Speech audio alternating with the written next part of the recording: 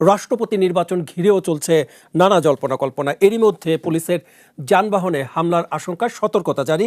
Metro রেলে বোমা সদৃশ বস্তু উদ্ধারের ঘটনায় নিরাপত্তা নিয়ে নতুন উদ্বেগ তৈরি করেছে। পাশাপাশি ডিসেম্বরে শেখ হাসিনার দেশে ফেরার সম্ভাবনা নিয়ে রাজনৈতিক অঙ্গনে চলছে বিস্তর আলোচনা। সব মিলিয়ে বাংলাদেশের রাজনীতি আসলে কোন দিকে যাচ্ছে, এ বিষয়ে আলোচনা করতে স্টুডিওতে উপস্থিত আছেন সিনিয়র সাংবাদিক ও কলামিস্ট এম এ আজিজ। ধন্যবাদ।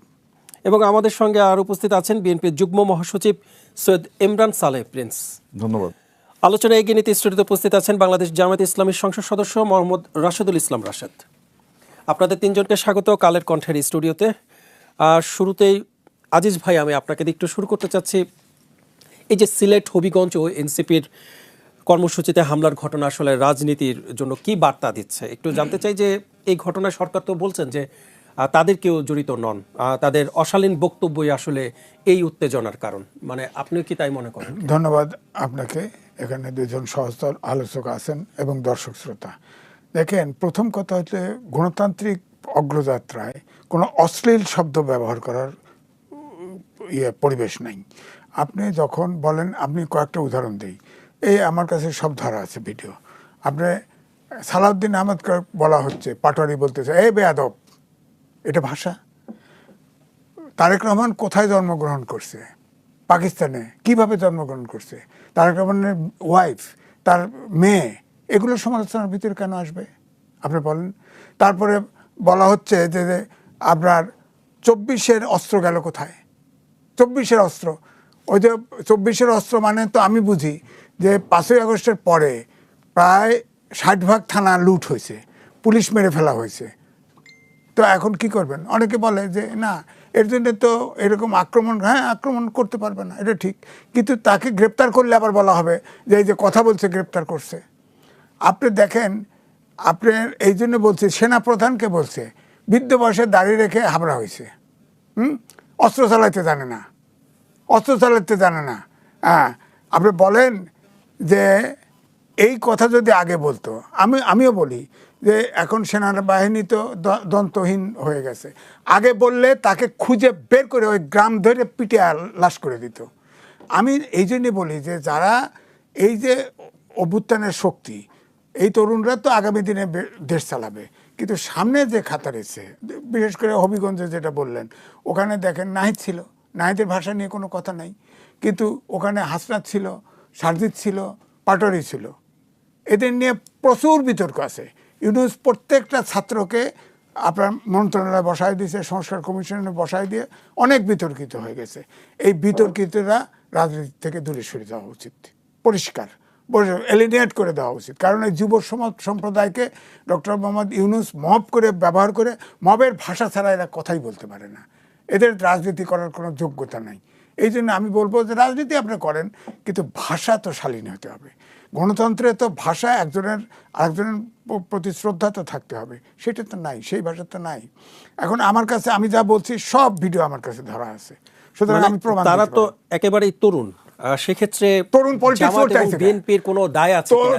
তরুণ পলিটিক্স রাজনীতি, যারা তাদের ম্যাচুরিটি আসে নাই, যারা চুরি শিখছে, ইউনূস তাদের চুরি শিখাইছে, চুরির ভিডিও আমার কাছে আছে, চুরি শিখাইছে, তাদের আবার এত রাজনীতিতে ঢোকার ইচ্ছে কি?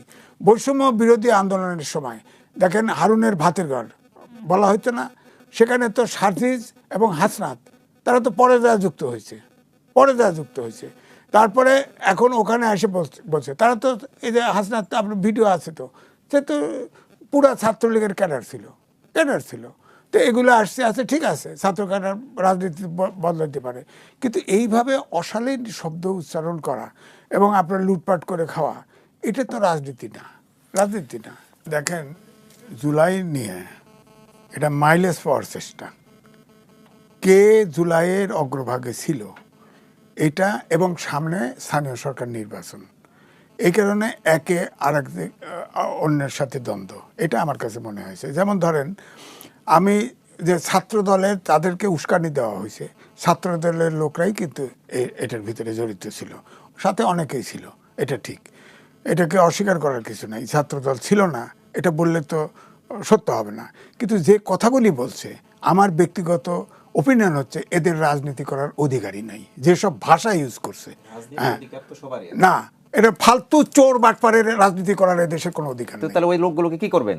ওই লোকগুলো পলিটিক্স থেকে সেরে যাক, কই যাবে? বাদ যাক, পলিটিক্স করবে না। পলিটিক্স করার যোগ্যতা না থাকলে, এটা তো কনস্টিটিউশনাল রাইটস। কনস্টিটিউশনাল রাইট হলে কি আপনি এখানে বলৎকার অমক টমক করে পলিটিক্স করবে? সেগুলোকে বিচার কি বিচার করেন? বিচারে তো কেস করছে, আবার এটার প্রতিবাদ করেন কেন? না না, কেন আমি প্রতিবাদ করি না। ধরবে, কেস কি করছে? কি কেস করছে? হ্যাঁ, মোবাইল চুরির কেস করবে। মোবাইল চুরি হলে আমার মোবাইল চুরি করবে, তার গালিগালাজ নিয়ে কেস করতে পারতো, মানহানি নিয়ে কেস করতে পারতো, হামলা নিয়ে কেস করতে পারতো। গালিগালাজ তো আইন নাই। আইন বের করেন, আইন করেন। আইন হচ্ছে, আইন করবে, করেন, আইন করবে। আইন যেহেতু নাই, আপনি এই কথা কেন বলেন যে আপনি তাদেরকে মাইনাস করে দিবেন?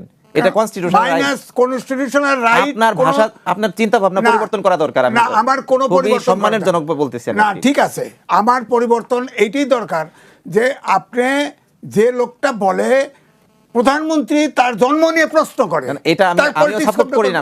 এটা বিচারের আওতায় নিয়ে আসেন। কি বিচারের না না আজিজ ভাই, তাকে কি বিচারের আওতায় একটু বলি না, এটা উস্কানি দেওয়া হয়। নো নো, তাকে আরো না, এই পাটোয়ারি শুরু থেকে আপনি চিন্তা করেন, আপনি এটা দিয়ে রাখলেন কেন? মির্জা আব্বাস, সে মৃত্যু পথযাত্রী, তাকে নিয়ে কথা বলেন। আপনি বলেন তো তারেক রহমানের ওয়াইফ কি করছে, তার মেয়ে কি করছে, বলেন। তাদের এটা কিন্তু সংসদে পর্যন্ত আলোচনায় আসছে, আইসে এরকম জায়গায় আসছে যে আমরা এটা খুঁজে বের করে এর বিরুদ্ধে দৃষ্টান্তমূলক শাস্তির দাবি করা হয়েছে, এবং বিরোধী দলীয় নেতা তিনি বোল্ডলি বলেছেন এটা, এবং একই সাথে মাননীয় প্রধানমন্ত্রী তিনিও এটাকে সমর্থন করে বলেছেন যে হ্যাঁ, রিয়েলি এটা বের করা হবে এবং এর ব্যাপারে ব্যবস্থা নেওয়া হবে। সেই জায়গায় যদি আপনি ব্যবস্থা না নেন, তাহলে আমরা উল্টা প্রশ্ন করবো সরকারকে। রাখেন, মানে আমরা তো তাহলে সরকারকে উল্টা প্রশ্ন করবো যে সরকার চাচ্ছে না। না, সরকার চাচ্ছে না, এটা ঠিক। যে আমার কথা হলো সবগুলো পার্লামেন্টে অভ্যুত্থানের শক্তি। যেমন আপনি বললেন যে রাস্তায় আছে গণভোটের জন্য, গণভোটের জন্য রাস্তায় যাবে কেন? আপনার যখন হাইকোর্টের রায় হলে তখন বিরোধী দল থেকে বলা হলো আপিল করার পরে এই হাইকোর্টের রায়কে আপনার বাতিল করার জন্য সুপ্রিম কোর্টে গেছে। সুপ্রিম কোর্ট তো রায় দিছে। আপনি যদি গণভোট চান, সুপ্রিম কোর্ট তো বলে দিছে 7-এর ক 7-এর খ এবং এগুলো বাতিল করে দিয়েছে। বাতিল করে গণভোট সহ নীতি নৈতিকতা এগুলো সব সংসদে ছেড়ে দিয়েছে। জুলাই 18 সংসদের সমাধান করতে বলছে। আপনি রাস্তায় যান কেন? তাহলে বলেন যে সুপ্রিম কোর্টের রায় মানি না, বলেন। এখন জুলাই সনদে যেটা বলা হয়েছে, বিএনপির সরকারি দল একটা কমিটি করতে চাইছে 10 জনের। আমি নিজে শুনেছি বিরোধী দলের প্রধান বলছেন যে সমান সমান রাখেন। কেমনি সমান সমান রাখবে? পার্লামেন্টে একজন 2/3 মেজরিটি, আরেকজনের 80টা সিট, সমান সমান কি করে রাখবে? 7-5 রাখছে, 7-5-এ 5-এ যাবে না, অ্যাটেন্ড করে নাই। সমাধানটা ওই কারণে যায় নাই। কি বললেন সমাধানটা কেন? ওইটা কি ইস্যু ছিল? আমি এই প্রসঙ্গে আসবো। জনাব ইমরান সালেহ প্রিন্স, আপনার কাছে একটু আসতে চাই। অশালীন বক্তব্যের বিরুদ্ধে আসলে সরকার কি ব্যবস্থা নিতে চাচ্ছে না, এমন একটা প্রশ্ন করেছেন। তাহলে তারা, মানে রাশেদুল ভাই যেটা বললেন, যে তারা প্রশ্ন করবে যে সরকার আসলে চাচ্ছে না। ওনারা যে রাজনীতি করেছেন তো ভুলে ভরা রাজনীতি 71 সাল থেকে। 71-এ মহান মুক্তিযুদ্ধের বিরোধিতা করে, পাক হানাদার বাহিনীর সহযোগিতা করে তারা যে রাজাকারী যে করেছেন, করে তারা দেশের স্বাধীনতাকে, এখন পর্যন্ত তারা দেশের স্বাধীনতাকে তারা মেনে নিতে পারেনি। ভুল তারা স্বীকার করে নাই, ভুল তারা স্বীকার করেনি। আমরা আওয়ামী লীগ যেভাবে এই যে আপনি মাননীয় সংসদ সদস্য, আপনার একটা বুঝ থাকা উচিত। এরকম একটা টক শোতে একজন যখন কথা বলবে, আরেকজনের কথার মধ্যে আপনি সংসদ সদস্য হতে পারেন, আপনি নিজের গলাটাকে সেখানে রেস করতে পারেন না। আপনার সময় আপনি কথা বলবেন, ঠিক আছে, বলেন। আপনার সময় আপনি কথা বলবেন, এটা আপনি আরেকজনের সময় আপনি কথা বলতে পারেন। কথা বললে আরেকজন কথা বলা উচিত না সেটা। তো আমি যে কথাটি বলছি, যে কথাটি বলছি যে এই আমি খেয়ে হারিয়ে ফেলেছি কি বলছি, মানে ভুলে ভরা রাজনীতির কথা বলছেন। এবং উনি বলছেন আপনাদের দলেও করতেন। আমাদের দলগতভাবে মুক্তিযুদ্ধকে আমরা ওন করি। মুক্তিযোদ্ধাদের দল হচ্ছে বিএনপি। জামাত কি সেই মুক্তিযুদ্ধের বিরোধিতা তারা করেছিল, সেটার জন্য এখন পর্যন্ত তারা ভুল স্বীকার করেছে? নিঃশর্ত ক্ষমা চেয়েছেন। কোথায়, কবে, কখন, কোন জায়গায়? সংসদে দাঁড়িয়ে। এখন না, এটা ক্লিয়ার করে উনি বলেন না, ক্লিয়ার করে বলতে হবে। যদি কারো মনে দুঃখ দিয়ে থাকে, দুঃখ দেওয়া আর এই কথা এক না। এখন ব্যাপার হলো, এই যে সম্প্রতি একটা আইন হলো, যেটা অন্তর্বর্তীকালীন সরকার করে গেল, সে মানে কি বলে অধ্যাদেশ জারি করেছিল, সেটা আমরা আইনে পরিণত করেছি। সেই আইনে তো স্পষ্ট লেখা আছে যে জামাতি ইসলামী, নেজামে ইসলামী বা অন্যান্য দল, তারা হচ্ছে পাক হানাদার বাহিনীর আপনার দোসর ছিল। এবং তাদের যে জোটের শরিক এখন এনসিপি, জামাত তো এটার বিরোধিতা করেছিল, এনসিপি আলাদা চিঠি দিয়ে বলেছে যে না, আমরা এটার এই বিরোধিতার সাথে আমরা নাই, আমরা এই আইনটা করার পক্ষে। তো আইনগতভাবেই তো তারা পাক হানাদার বাহিনীর এখন সহযোগী। এখন তো এখন তারা এই কথাগুলো বলে, তারা তো কথা বলবেই, তারা তো এই যে কি বলে, কি নাম লোকটার যে উল্টাপাল্টা কথা বলতেছে, পাটোয়ারি না কি নাম, হ্যাঁ, তো পাটোয়ারি সাহেবদের সহযোগী হবেন, তাদের বক্তব্যকে ওন করবেন। জামাত এবং এনসিপি তারা তো এখন একটা দুরভিসন্ধি রাজনীতি করছে। তারা এই নির্বাচনটাকে তারা মেনে নিতে পারেনি, জনগণের রায়টাকে তারা মেনে নিতে পারেনি, না মেনে নিতে পেরে তারা আজকে দ্বিমুখী রাজনীতি করছে। সংসদে এক ধরনের আচরণ, সংসদের বাইরে হচ্ছে আরেক ধরনের আচরণ। সংসদে কিন্তু তারা এই কথাগুলো বলে না। এই যে তারা এই যে পাটোয়ারি সাহেবরা যে কথাগুলো বাইরে বলছেন, সংসদে কিন্তু এই কথাগুলো তারা বলেন না।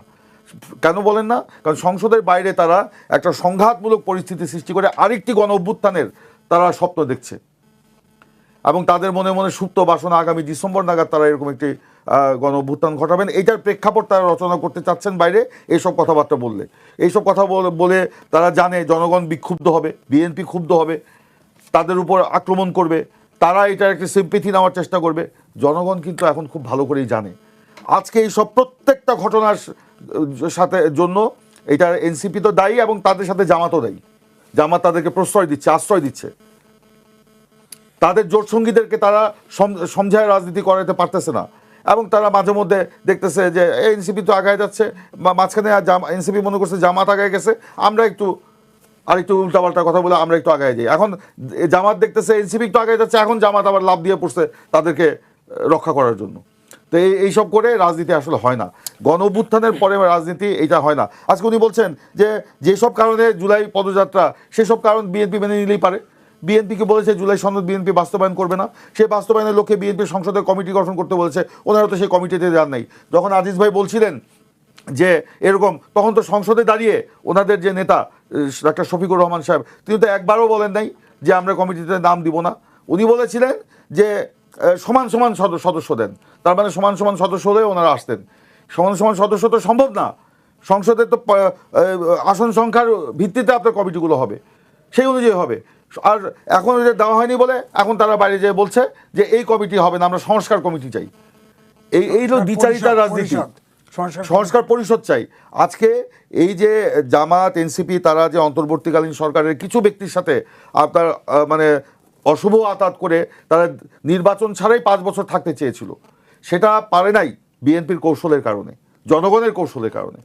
আমরা আস্তে ধীরে সকলের সাথে আলোচনা করে সমন্বয় করে করব। তাড়াহুড়া করতে গিয়ে ওই যে ঐক্যমত্য কমিশনে ওনারা যে আপনার কিছু আপনার ঢুকিয়ে দিয়ে সেখানে আপনার একটা এমন একটা পরিস্থিতির সৃষ্টি করেছে যেটা কিন্তু আজকে আমাদের বুমেরাং হয়ে যাচ্ছে। তাড়াহুড়া করে ঐক্যমত্য কমিশনও আগাইতে পারে নাই বা পারবেও না, পারছিল না, যে কারণে পরবর্তীতে কিন্তু নির্বাচন দিতে হয়েছে। তাদের মূল টার্গেট ছিল জামাত এবং এনসিপির এবং অন্তর্বর্তীকালীন সরকার এবং ঐক্যমত্য কমিশনের কয়েকজন ব্যক্তির, যে একটা গন্ডগোল লাগিয়ে, গোলমাল লাগিয়ে আপনার নির্বাচন বাতিল করে 5 বছর তারা ক্ষমতায় থাকবে। আমরা মুক্তিযুদ্ধের চেতনাকে ধারণ করি, এবং একই সাথে আমরা মনে করি এই দেশকে এগিয়ে নিতে হলে সকলকে ঐক্যবদ্ধভাবে এগিয়ে যেতে হবে। সেখানে কে স্বাধীনতার পক্ষে, কে স্বাধীনতার বিপক্ষের, এই কথা বলে কিন্তু আগানো যাবে না। সেই জন্য বিএনপি যে গঠন করেছিলেন শহীদ জিয়া, সেই সময় অনেকেই কিন্তু সেখানে যুক্ত হয়েছিলেন বিএনপির ওই ঘোষণাপত্রকে মেনে নিয়ে, অর্থাৎ দলগতভাবে কিন্তু তারা মেনে নিয়েই কিন্তু মানে এই মুক্তিযুদ্ধকে মেনে নিয়েই কিন্তু আপনার তারা বিএনপিতে যোগদান করেছিল। কিন্তু জামাতকে মুক্তিযুদ্ধকে মেনে নিয়েছে? মুক্তিযুদ্ধের সময় তারা যে আপনার এই যে পাক হানাদার বাহিনী সহযোগিতা করেছিল, এই যে নারী ধর্ষণে তারা যে সহযোগিতা করেছিল, রাজাকার আল বদরে তারা যে নাম লিখিয়েছিল, আল শামস বাহিনীতে যে তারা নাম লিখিয়েছিল, সেই ব্যাপারে একবারও কি জাতির সামনে তারা ক্ষমা চেয়েছে? ক্ষমা চায়নি। তার মানে তারা জামাত ওই মুক্তিযুদ্ধকে আপনার মেনে নিতে পারে নাই। তারা এখন বলছে হ্যাঁ আমরা মেনে নিয়েছি।